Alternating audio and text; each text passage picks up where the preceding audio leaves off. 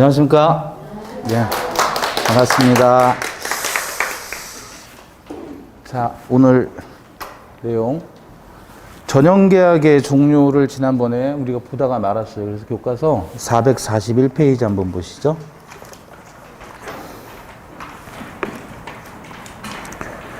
(441페이지) 자, 여기서부터 설명하는데 전형계약 그랬을 때 요 전형계약이 무슨 말이라고 그랬죠? 전형. 이게 무슨 말이에요? 전형. 전이 뭐예요? 전? 네? 법전이에요. 법전. 법전에 형태가 있는 계약. 그러니까 법전에 나와 있는 계약의 이름, 이런 것들을 우리는 전형계약 그래요. 그럼 법전에 나와 있지 않은 계약은 어떤 게 있을까요? 뭐라 그럴까요?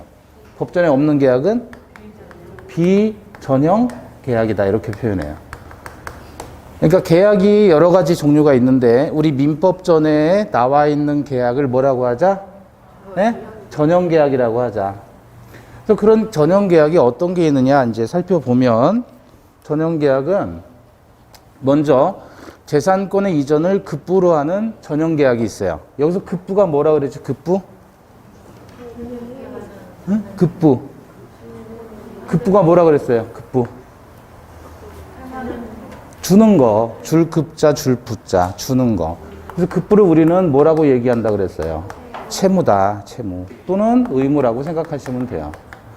그럼 예컨대 우리 지난번에도 했지만 갑이라는 자가 집을 팔아요. 그러면 상대방은 뭐를 주죠? 돈을 주죠. 그죠? 이런 계약을 우리는 뭐라 그러죠? 매매라고 하죠. 그랬을 때 요게 급부란 말이에요. 급부.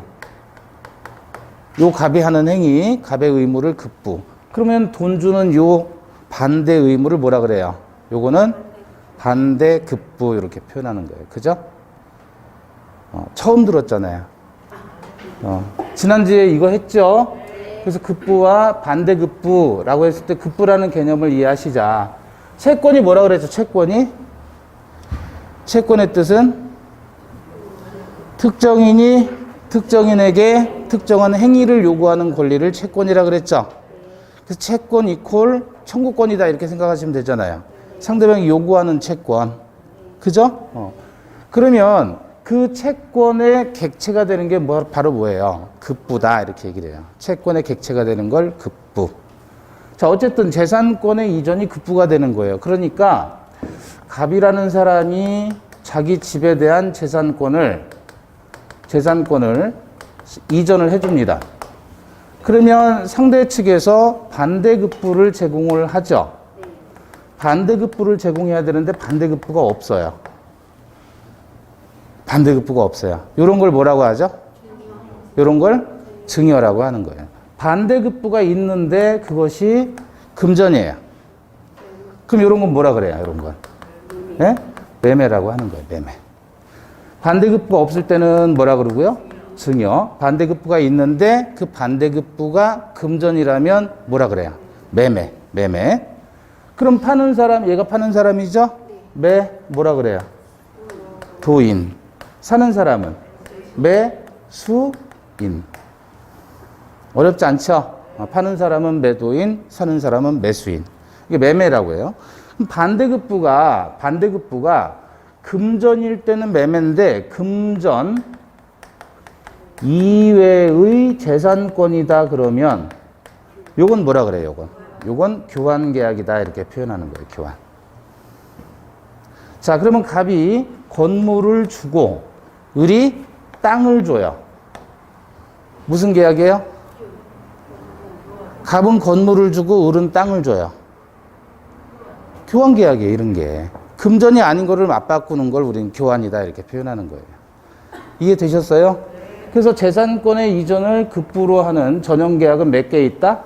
3개. 뭐예요? 증여, 매매, 교환. 이 세 가지의 공통점은 뭐죠?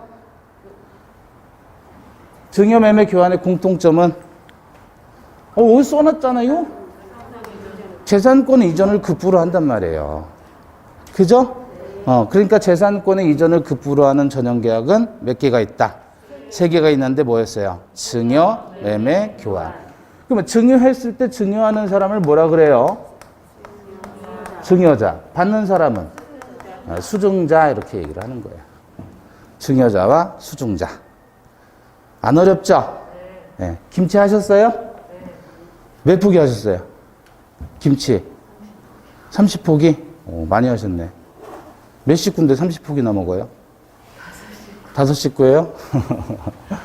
자, 그러면 김치를 준다. 상대방에게. 그래, 김치를 준다. 예? 근데 그냥 받아가요. 그럼 뭐죠? 증여자. 고마워 그러고 가져가면 증여잖아요. 예? 근데 그러니까 고마워 그러고 가져가려고 하니까 5만 원이야 그래요. 그럼 뭐가 돼요? 매매. 돈 없는데 그러면 시계 풀러? 그럼 뭐가 돼요? 교환이 되는 거예요. 이해되셨죠? 그래서 민법에서 전형계약은 재산권의 이전을 목적으로 하는, 급부로 하는 전형계약은 3가지. 뭐였다? 증여, 매매, 교환. 자, 그러니까 이런 급부라는 단어가 나왔을 때 당황하지 마시고 재산권 이전을 목적으로 한다 그래도 되고 채무의 내용이 재산권 이전이다. 이렇게 얘기해도 되죠. 이해되셨죠? 두 번째. 이번에는 급부의 내용이 바뀌었죠. 뭐죠? 물건의 사용이에요. 물건의 사용. 자, 그럼 이 물건을 분류할 때 다른 물건으로 그 물건을 소비하면 써버리면 다시는 사용 못하는 물건도 있고 한 번 쓰고 두 번 쓰고 여러 번 계속해서 반복적으로 쓸 수 있는 물건들도 있어요. 그래서 그걸 어떻게 나누냐면 소비물과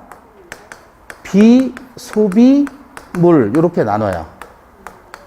자, 소비라는 말은 없어진다라는 뜻이에요. 한 번 사용하면 없어지는 거예요. 계속 반복적으로 사용을 못해요. 예? 소비 성향이 강하다 그러잖아요. 소비라는 말 자체가 무슨 뜻이에요? 사용해서 없어진다 그런 얘기예요. 예를 들면 어떤 게 소비물일까요? 금전. 돈을 가지고 있으면 그거 한 번 쓰면 없어져 버리는 거죠. 계속 쓰는 건 아니죠. 그러면 계속 쓸 수 있는 물건은 예를 들어 어떤 걸까요?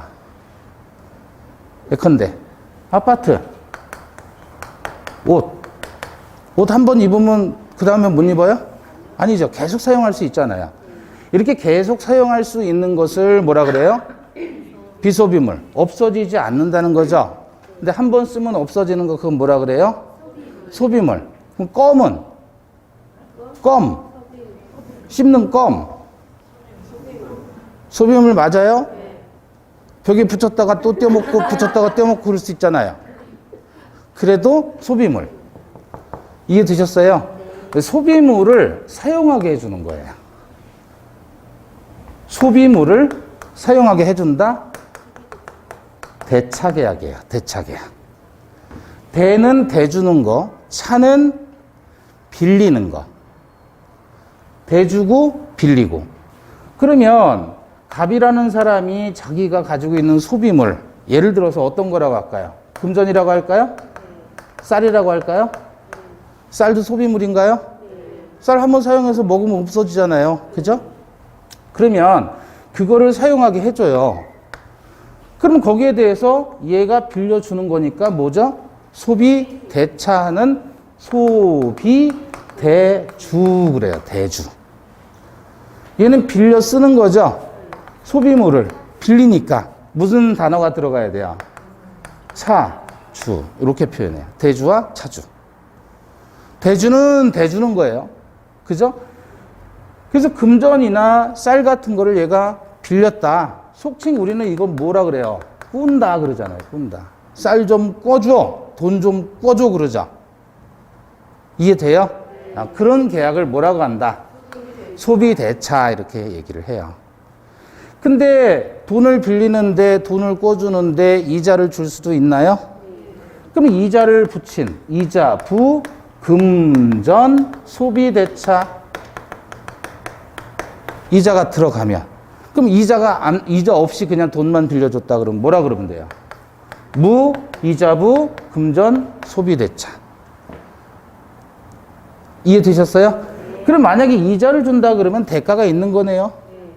근데 이자를 안 준다 그러면 대가가 없는 거네요.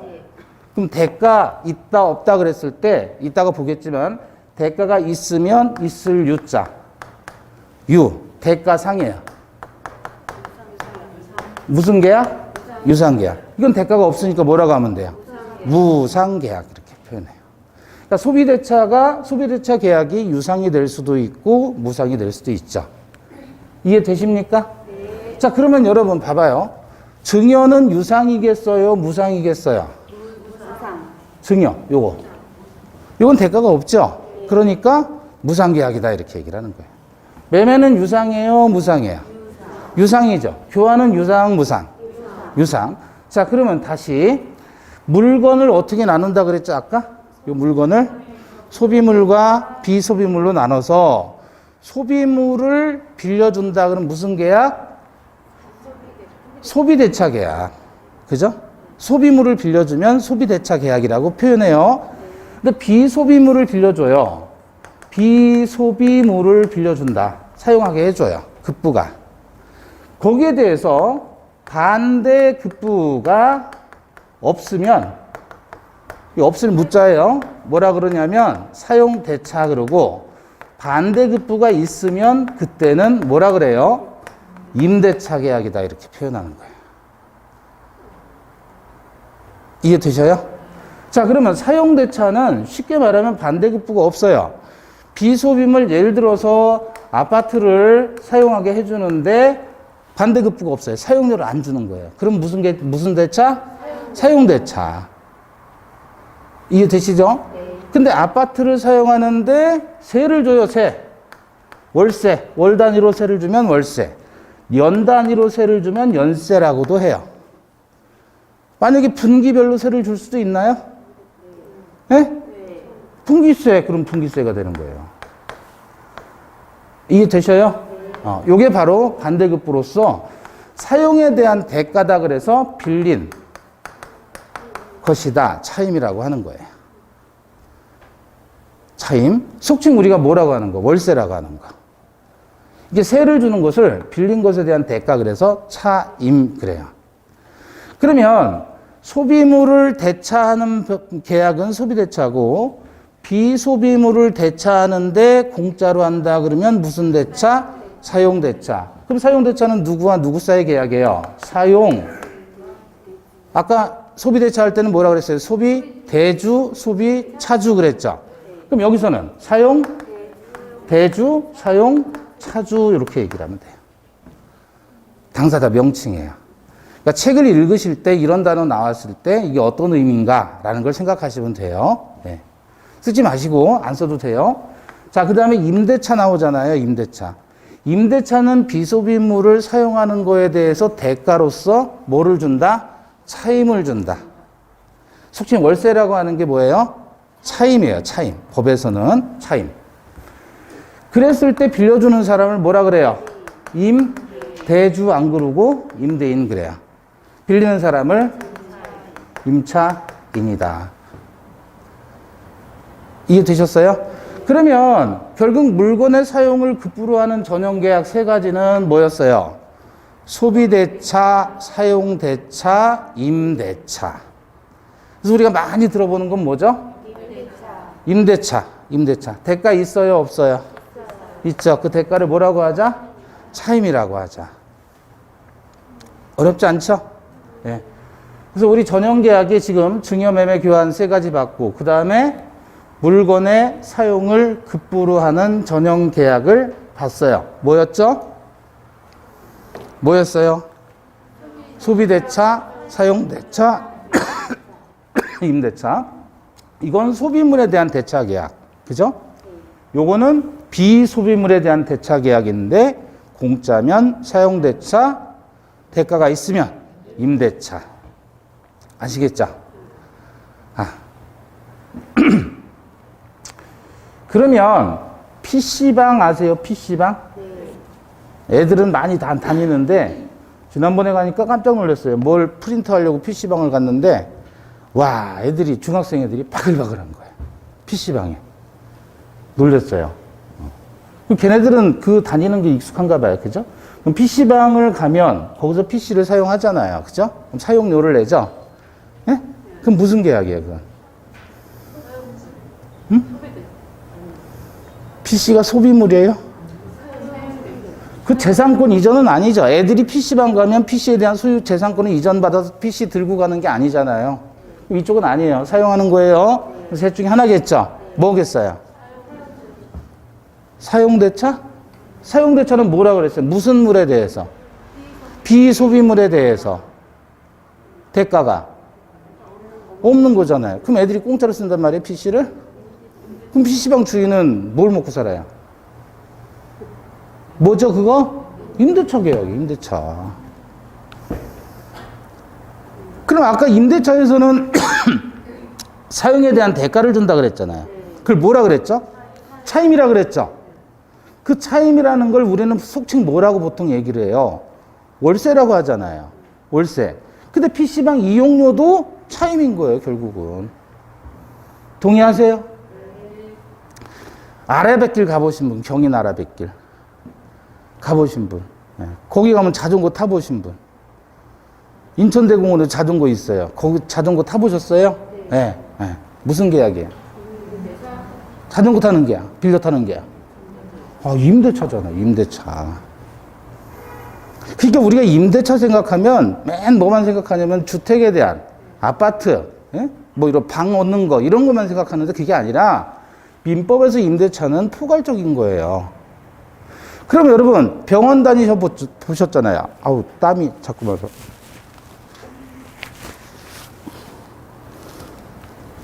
병원 다녀보셨죠? 그리고 병원에 가면 엑스레이 촬영 기계 뭐 이런 기계들 많잖아요. 또 내시경 기계 이런 거. 그 병원에서 다 사가지고 병원 원장이 그거 사가지고 이렇게 하는 걸까요?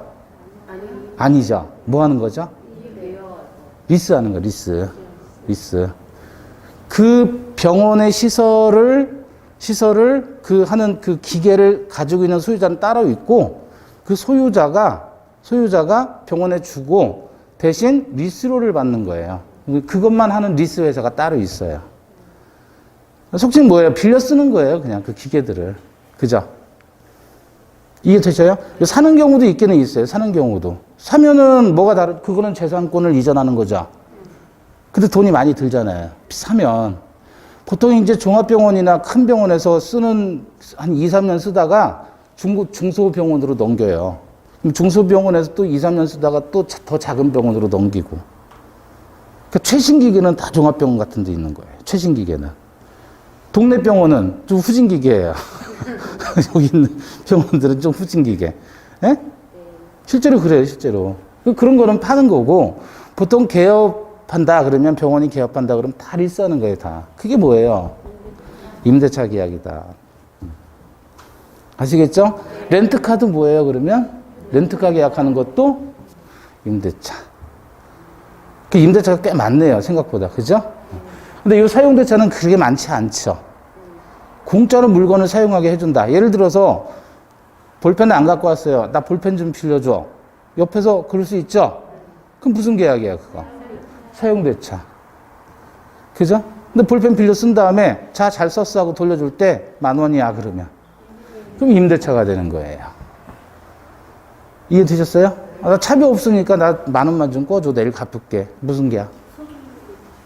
소비 임대차도 있어요? 무슨 계약? 돈 빌리면 소비 대차 계약. 아시겠죠? 이런 단어들을 다 아셔야 돼요. 법률 용어니까.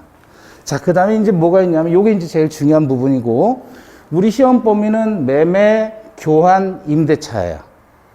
요게 우리 시험 범위고, 요거는 우리 시험 범위는 아니에요. 그러나 뜻은 알고 계셔야죠. 자, 그 다음에, 이번에는 급부의 내용이 바뀌었어요. 뭐였죠? 노무의 제공이에요. 노무의 제공. 뭔가를 해주는 거예요. 노동력을 제공하는 거예요. 노동력을 제공하는데 먼저 뭐예요? 고용계약이에요. 고용계약. 고용계약은 뭐죠? 누구와 누구 사이에? 사장님 그러지 말고 사용자. 사용을 당하는 사람 뭐라고 하면 될까요? 피용자 또는 우리는 근로자라고 하죠. 그죠? 요 사이의 계약을 무슨 계약? 고용계약. 그럼 근로자는 뭐를 해줘야 돼요? 일을 해줘야 되고 사용자는 뭐를 줘야 돼요? 예? 임금을 줘야 될 거 아니에요. 그죠? 둘 다 의무가 있죠. 자, 그리고 고용계약은 사용자와 근로자 사이의 계약이고, 요거에 대한 민사특별법이 바로 근로기준법이에요. 그럼 노동법 분야로 가는 거예요. 예. 자, 그 다음에 두 번째 뭐였죠? 도급계약 그러죠. 도급. 도급이라는 말은 우리에게 생소해요. 그죠? 생소해요. 익숙치가 않죠. 우리에게 익숙한 것은 뭐예요? 청부계약이다. 이렇게 들어보셨어요? 예? 청부계약 못 들어봤어요? 남편 청부 살해 사건. 그런 거 들어봤죠?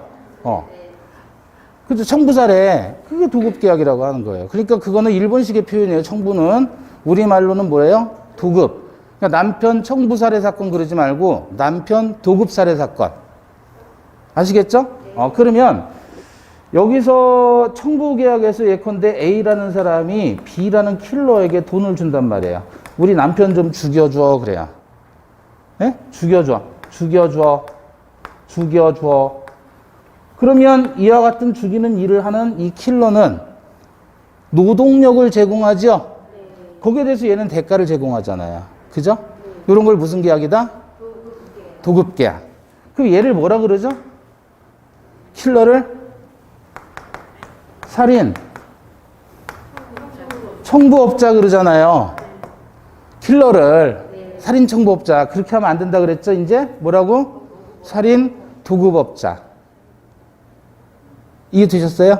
자, 그런데 이 말도 틀린 말이에요. 왜냐하면 도급계약이 이런 것도 도급계약이지만 일의 제공을 목적으로 하는 거잖아요. 예컨대 A가 돈을 주면서 B라는 사람이 건물을 지어요. 공사하는 거예요. 예? 그럼 이것도 도급계약이에요. 내가 너한테 10억 원 줄 테니까 여기다 5층짜리 빌딩 하나 지어줘. 그럼 이 건축업자가 건물을 짓잖아요. 이게 바로 도급계약이에요. 그럼 얘는 뭐라 그래요? 도급인. 얘는 일을 받았으니까 수급인이라고 하는 거예요. 수급인.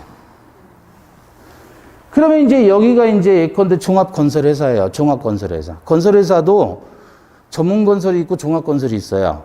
예? 종합건설은 토지에 대한 것, 건물에 대한 것 다 같이 할 수 있는 게 종합건설이고, 전문건설은 한쪽만 하는 거예요. 뭐 인테리어만 한다, 어떤 사람은 토지만 한다, 어떤 사람은 뭐 건축만 한다, 이런 식으로. 그걸 단종이라 그래요. 단종. 종류가 정해져 있다. 그런데 왜 그 얘기를 하냐면 얘가 종합건설공사예요. 그러니까 토지든 건물이든 다 할 수, 공사할 수 있는 게 그 면허를 받는 게 종합건설업체고, 얘가 다시 또 일을 줘요. 예를 들어 여기 이제 아파트를 짓는다 그러면 아파트에 들어갈 수 있는 배관 같은 것도 들어갈 거 아니에요. 배관공사, 창호공사, 뭐 바닥공사, 바닥 장판 뭐 이렇게 깔고 하는 거 있잖아요. 이게 다 이렇게 일을 나눠주는 거 이렇게. 그럼 뭐 준다 그래요? 그래서 우리는 이런 걸 하청 준다 그러죠? 하청 준다 그러는데 이것도 청부라는 뜻이에요. 하청이라는 게. 그죠? 이 사람이 또 한다 그러면 뭐 한다 그래요? 재하청 준다 그러잖아요. 이게 우리가 쓰는 말인데 다 일본식의 표현이라니까요, 이게.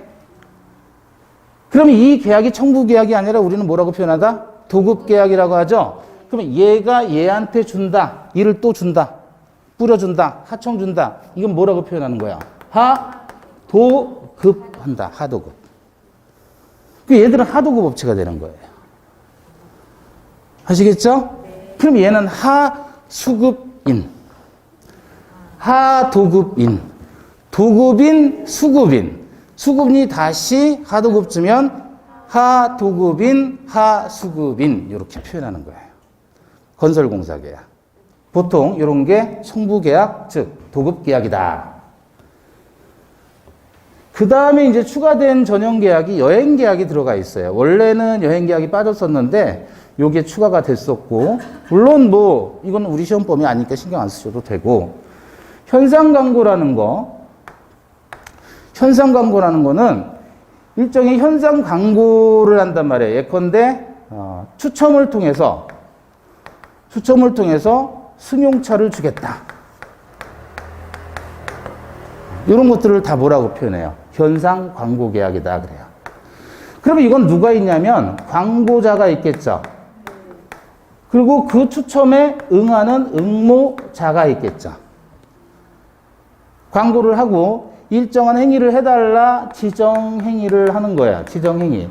그 지정 행위는 뭐예요? 응모 이렇게 써가지고 응모하면 넣으라는 거예요.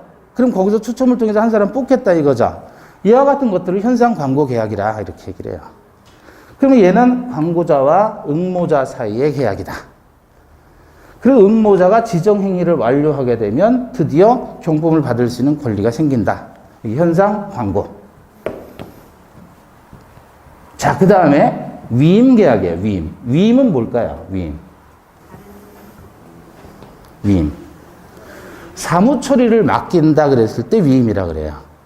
그러면 위임하는 사람이 있고 위임을 받는 사람이 있겠죠? 수임인이 있죠. 자, 갑이라는 자가 을이라고 하는 변호사에게 사건을 의뢰하죠. 이걸 위임계약이라고 하는 거예요.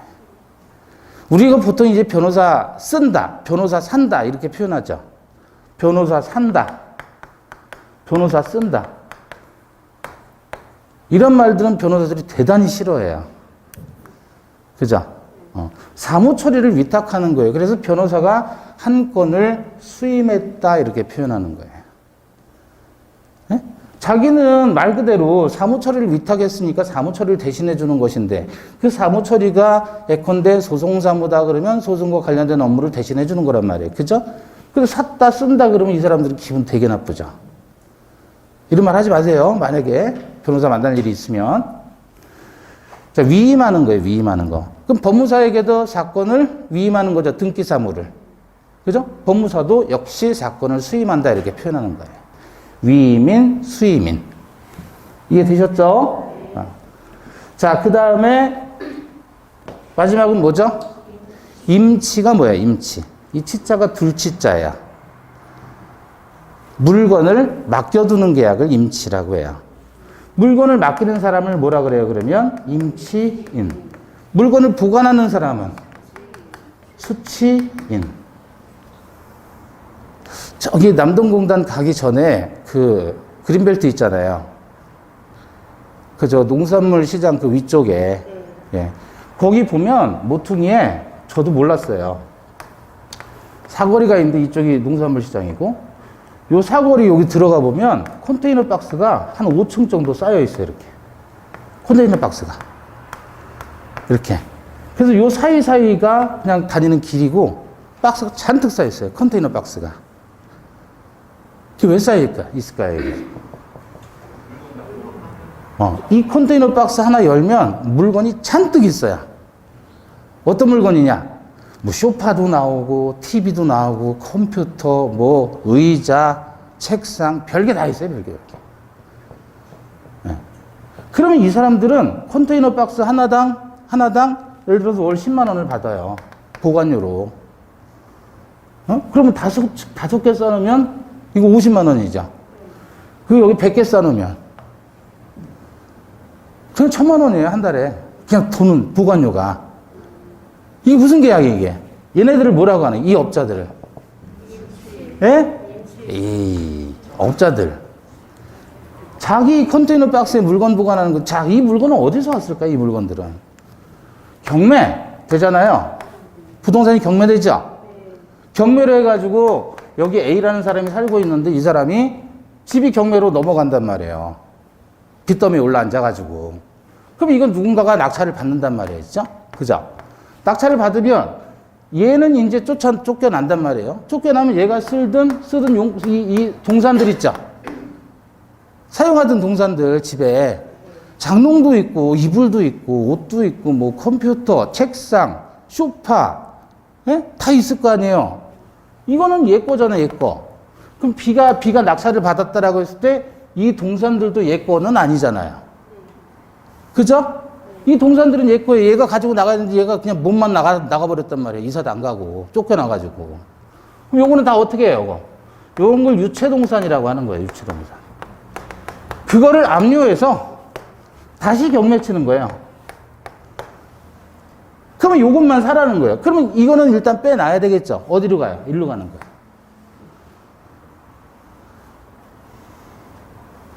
아, 이거 심각한 문제예요? 뭘 이렇게 심각해요? 그러면 이런 창고에서 보관하는 이 업자들은 결국 뭐가 되는 거예요? 임치계약에서. 누가 되는 거예요? 임치인이에요? 수치인이에요? 임치인, 수치인. 수치는 이 숫자는 받을 수예요. 불치. 받아서 두는 사람. 그래요. 수치인이에요. 수치인. 아시겠죠? 네. 또는 이사 가시잖아요. 이사 가는데 이사 일정이 안 맞아가지고 며칠 짐을 보관해야 될 필요도 있죠? 그런 게 임치계약이에요. 그럼 여러분이 이삿짐을 갖고 가는데 저 집에서 비워줘야 되는데 안 비워준 거예요. 그러니까 이 이삿짐을 지금 당장 어떻게 할 수가 없잖아요. 그럼 보관시켜야 될 거 아니에요. 그죠? 무슨 계약이다? 임치계약. 자, 다시 보면 고용은 누구와 누구 사이의 계약? 사용자와 근로자. 그 위에 뭐라고 썼었어요? 사용을 당하는 자, 피용자. 피용자. 다시 고용은 누구와 누구? 사용자와 피용자. 도급은 도급인과 수급인. 현상광고는 광고자와 응모자. 위임은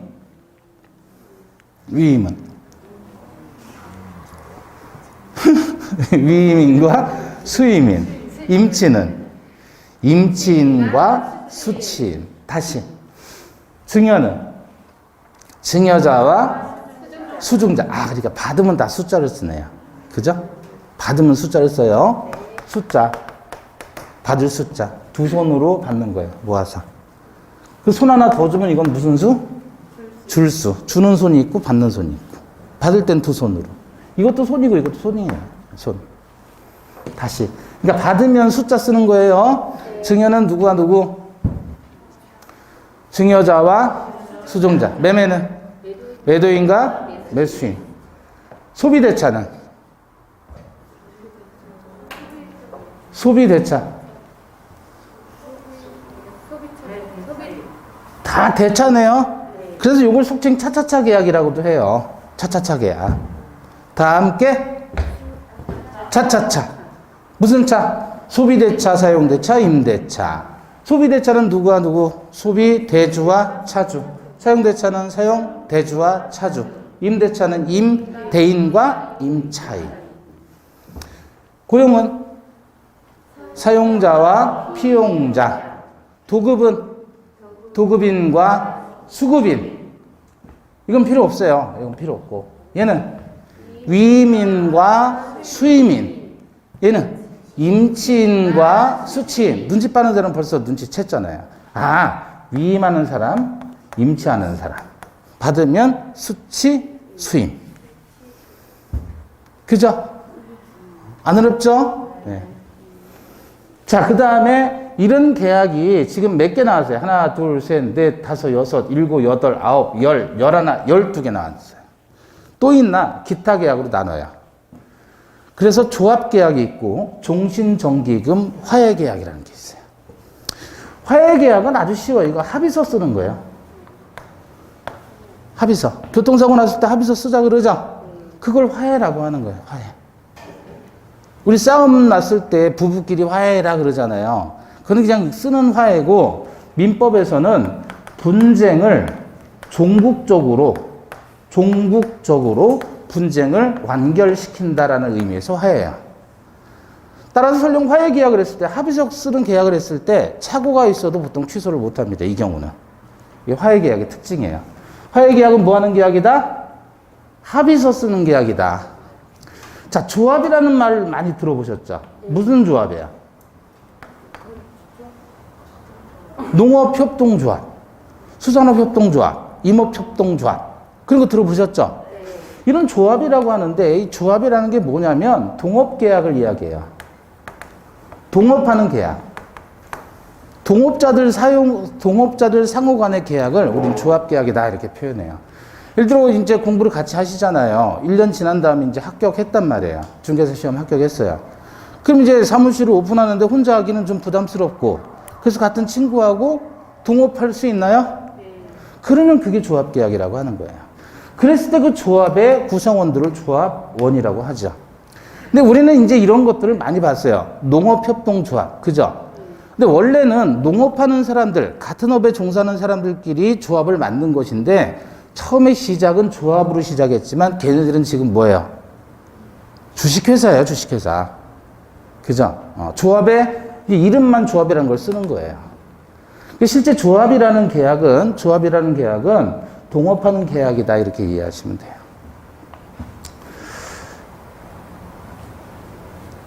미국에서 김밥을 팔아서 성공한 사람이 있어요. 미국에서. 김밥을 팔아서. 근데 보통 미국에서는 이제 스시 그러면 여러분 잘 아시는 뭐죠, 그거? 초밥이잖아요, 초밥. 근데 한국에 스시라고 해가지고 미국에서 김밥을 팔아서 성공한 모 회장님이 있어요. 근데 그 양반이 늘상 이렇게 다니면서 사업을 하면서 지지부진했을 때 한참 다니는 길이 있는데 그 길에 빌딩이 하나 있더래요. 그래서 내가 성공하면 저 빌딩을 꼭 사야 되겠다. 그렇게 마음을 먹었대요. 출근할 때, 퇴근할 때 왔다 갔다 하면서 저 빌딩을 내가 꼭 사야 되겠다. 근데 이제 사업이 땅 터진 거예요. 그걸 어떻게 했냐면 이제 백화점 같은 데 입점을 해서 들어갔는데 거기서 김밥을 딱 이렇게 놔두니까 사람들이 거들떠도 안 보더래요. 근데 그거를 김밥을 이렇게 말았대요. 이 장면을 보여주니까 사람들이 신기하더라는 거예요. 그래서 그 백화점의 한 부분을 이제 뚫고 그걸 바탕으로 해서 전국으로 다 이렇게 확대를 시켰어요. 김밥 사업을. 그래서 한국의 스시 그러면 김밥이다 그러는 거예요. 그 양반이 쓴 책이 10m만 더 뛰어라. 그거예요. 아주 감동적이에요. 근데 거기 뭐가 나오냐면 이거예요. 이 사람이 이제 사업이 이제 확대되고 앞으로 이제 돈을 많이 벌 것 같아요. 그런데 지금 당장은 현금이 없는 거예요. 그러니까 빌딩 건물주를 찾아가가지고 내가 이 건물을 사겠어. 돈은 지금은 없어. 대신 내가 당신 죽을 때까지 종신토록 정기적으로 내가 한 달에 1,000,000원씩 드리겠어. 매달. 그래서 빌딩을 샀다는 거예요. 가능해요? 죽을 때까지 정기적으로 돈을 주겠다 이거예요. 이걸 종신정기금 계약이라고 하는 거예요. 예를 들어 어떤 게 있을까요? 종신정기금 계약? 종신정기금 계약. 예를 들어서 어떤 게 있어요?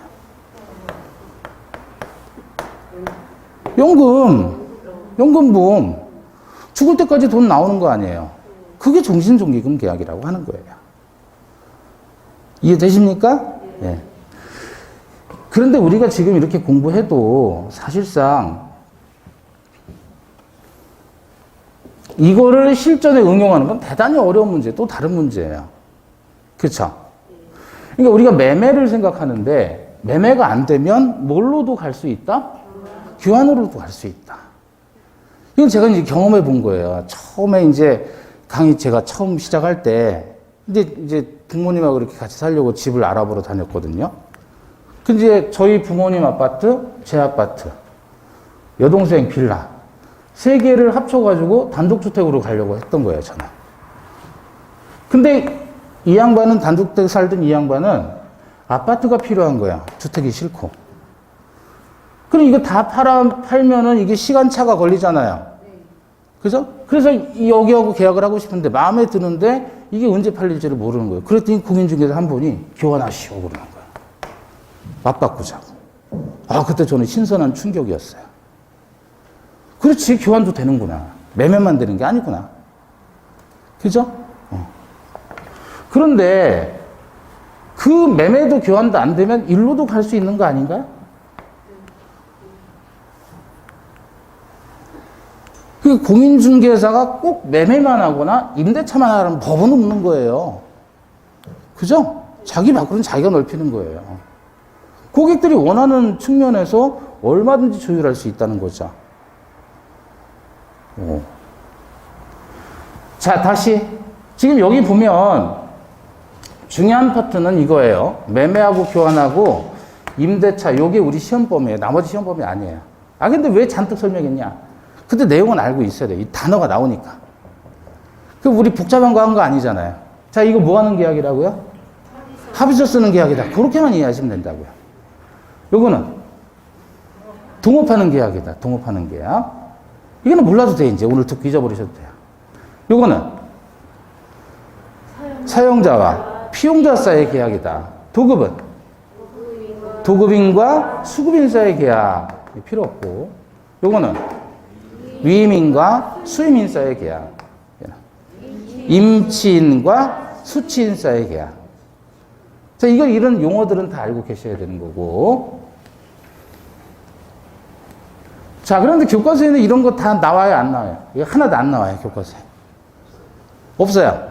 왜? 이거 자체가 문제가 아니니까. 이거는 그냥 기초니까, 기초. 요런 걸 전제로 해서 이제 뭐가 나오는 거냐면, 이게 나오는 거예요, 이제. 여기 여러분 보시면 441페이지에 보셨어요? 네, 계약의 종류 이렇게 나오잖아요. 자, 거기 책 보셔요. 441페이지. 교과서 441페이지. 자, 양가로 1번 뭐라고 나왔죠? 자, 그럼 읽어보시죠.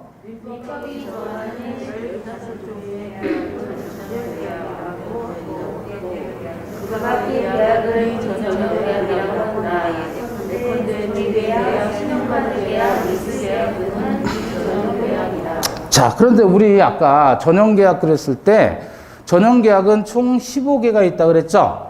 증여, 매매, 교환, 소비대차, 사용대차, 임대차, 고용, 도급, 현상광고, 여행, 위임, 임치, 조합, 종신여김, 화해. 그래서 15개예요. 그죠? 15개가 다 이름이 있죠? 그래서 뭐라 그랬어요? 전형계약을 다른 말로 이 가로에서 유명, 이름명, 있을 유, 이름이 있다는 거죠. 그럼 이름 없는 계약도 있느냐? 민법 전에 규정을 안 해놓은 걸 다 비전형이라고 했죠. 그게 일종의 무명계약인 거예요. 이름 없는 계약.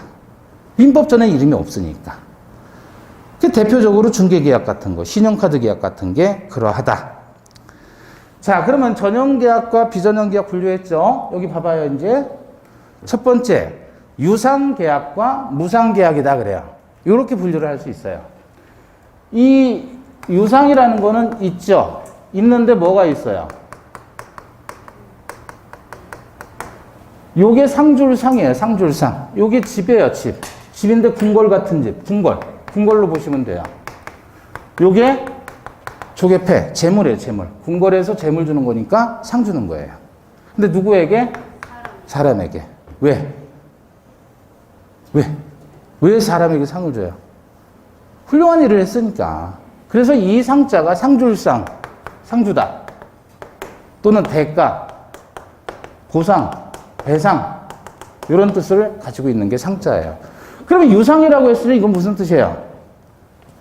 대가가 있다. 대가가 있다. 뭐에 대한 대가예요? 뭐에 대한 대가? 에이, 또. 급부에 대한 대가가 있으면 유상. 급부에 대한 대가가 없으면 무상. 이렇게 되는 거예요. 아시겠죠? 대가가 있으면 유상, 대가 없으면 무상. 이해돼요? 자, 그런데 한번 봐봐요. 매매는 대가 있어요, 없어요? 있죠? 그럼 뭐예요?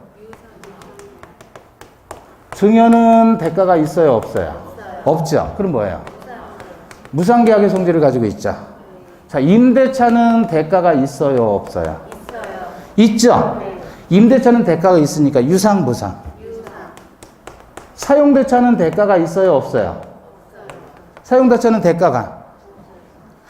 사용대차가 뭐였죠? 차차차 계약 중에 하나인데, 사용대차는 비소비물을 공짜로 쓰는 게 사용대차. 소비물을 사용하면 소비대차고, 비소비물을 사용하는데 공짜로 사용하면 사용대차. 대가를 주면 임대차.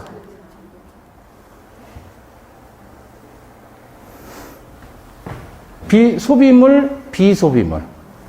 소비물에 대한 대차, 비소비물에 대한 대차. 근데 얘는 대가가 있고 대가가 없고.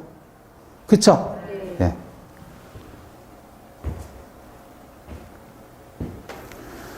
자, 다시. 그래서 대가가, 얘는 사용 대차는 대가가 있는 거예요, 대가가 없는 거예요? 없는 거잖아요. 이렇게. 자, 그러면 왜 유상이냐, 무상이냐를 따져야 될까? 왜 따지냐면, 이거를 유상과 무상을 구별해야 되는 실질적인 이익이다. 그래서 뭐라 그래요? 구별의 실익이에요. 왜 구별해야 되느냐? 구별해서 어떤 이익이 있겠느냐? 실질적으로 이익이 있겠느냐? 구별의 실익이라고 해요. 유상과 무상을 왜 구별하느냐? 그거죠. 구별해야 될 이유가 있겠죠? 그쵸? 그럼 이걸 왜 구별하냐면, 유상계약이요. 매매에 관한 이 규정이, 여기 있는 규정이 모든 유상계약의 총칙 규정이에요. 그래서 임대차는 유상이에요? 무상이에요? 유상이죠. 유상계약이면 매매에 있는 규정을 여기다 갖다가 준용한다 그래요. 준용한다. 또 한자야. 법률 용어고. 세추고 새가 물이 있고 이렇게 새가 있는 거예요. 새가. 근데 물이 곧장 이렇게 흐른단 말이야. 그럼 새도 곧장 날라라 그런 의미예요. 그래서 이게 준이 무슨 준이냐면 고들준, 기준 뭐 이런 뜻이에요. 그래서 이 준한다라는 말은 결국은 물처럼 새도 곧장 날아간다라는 의미를 요 준한다라고 쓰는데, 준한다라는 말이 무슨 의미냐? 준해서 사용한다라는 말은 무슨 말이냐면, 임대차 계약이 있으면 얘는 매매는 아니죠. 매매에 있는 규정을 갖다가 그대로 사용하는 거야. 매매에 있는 규정을 그대로 뭐 한다? 사용한다. 자, 이렇게 생각해 봐요. 닭가슴살. 많이들 드시죠? 네? 이거 왜 드시죠, 보통? 단백질 보충하려고 하는 거잖아요. 플러스 다이어트하고. 그죠? 근데 이거 없어요. 그러면 닭가슴살을 대체할 수 있는 건 뭐가 있을까요? 네? 흰살 생선 같은 거. 요걸로도 얘도 단백질이니까. 예를 들어서 광어 같은 거 있잖아요. 그걸로 대체할 수 있어요. 그랬을 때 우리는 흰살 생선을 닭 가슴살에 준용한다 이렇게 표현하는 거예요. 자, 예를 들어서 매매 계약에 보면 계약금과 관련된 규정이 있어요. 계약금과 관련된 규정이 있다. 계약금을 이제 걸잖아요. 계약금 걸면 준 사람은 계약금 포기하고 해지할 수 있고요. 받은 사람은 2배를 줘야만 계약을 해지할 수 있어요. 그런 내용이 여기 있단 말이야. 어디에? 매매에 있는 규정에. 그럼 임대차는 매매이에요? 아니에요? 아니지만 유상계약이죠? 유상계약이라면 무조건 매매에 있는 규정이 그대로 적용되는 거예요. 그러니까 무상과 유상을 구별할 실익이 있는 거예요. 그럼 어디에 나와 있냐면 그 얘기가 한 장을 넘겨보시고 442페이지 보시면 양가로 3번 뭐가 나와 있죠? 자, 그럼 동그라미 1번 읽어보셔요.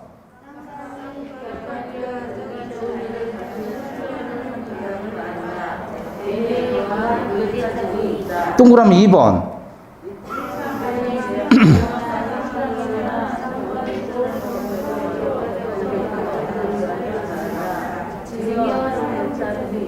자, 동그라미 3번 구별 실익 나와 있죠. 뭐라 그랬어요?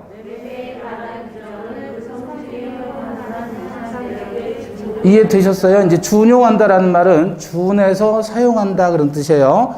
준용이란 말은 임대차는 매매가 아닌데 매매 준해서 쓰겠다는 얘기예요. 매매는 계약금에 관한 규정이 있어요. 임대차에는 계약금에 관한 규정이 없어요. 그럼 임대차는 매매가 아니지만 유상계약이기 때문에 매매에 있는 규정이 그대로 적용된다. 이걸 준해서 사용한다. 준용이라고 해요. 준용한다라는 말은 그대로 쓰겠다는 거예요. 얘는 얘가 아닌데, 임대차는 매매가 아닌데, 매매에 있는 계약금에 관한 규정도 임대차에 준해서, 매매에 준해서 쓰겠다. 그걸 준용이다. 이렇게 표현해요. 준용. 준용이라는 의미 아시겠어요?